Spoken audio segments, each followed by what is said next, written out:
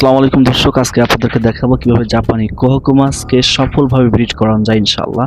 তো এই যে বড় যে লাল সাদা যে মাছটা দেখতে পাচ্ছেন, এটা হচ্ছে আমরা আজকে ব্রিডে বসাবো। এটা পরিপূর্ণ প্রস্তুত হয়ে গেছে, দেখতে পাচ্ছেন যে হেলিকপ্টারের মতো দেখা যাইতেছে।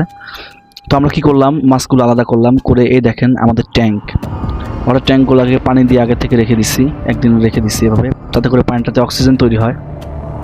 এরপর আমাদের কাজ হচ্ছে এই মাছগুলোকে আলাদা করে রাখা, মেল ফিমেল আলাদা করে রাখি, মানে আলাদা আলাদা ট্যাঙ্কে রাখি। আর তারপরে হচ্ছে এবার আসতে দেখেন পুরুষ মাছগুলা, এই পুরুষ মাছগুলোকে আলাদা করে রাখছি। এখন আমরা ব্রিডে বসাইলে ইনশাল্লাহ আগামী 3 দিনের মধ্যে ডিম ছেড়ে দিবে, তারপরে 24 ঘন্টার মধ্যে বাচ্চাও ছাড়বে। যারা ট্রেনিং পেতে চান যোগাযোগ করবেন। আসসালামু আলাইকুম।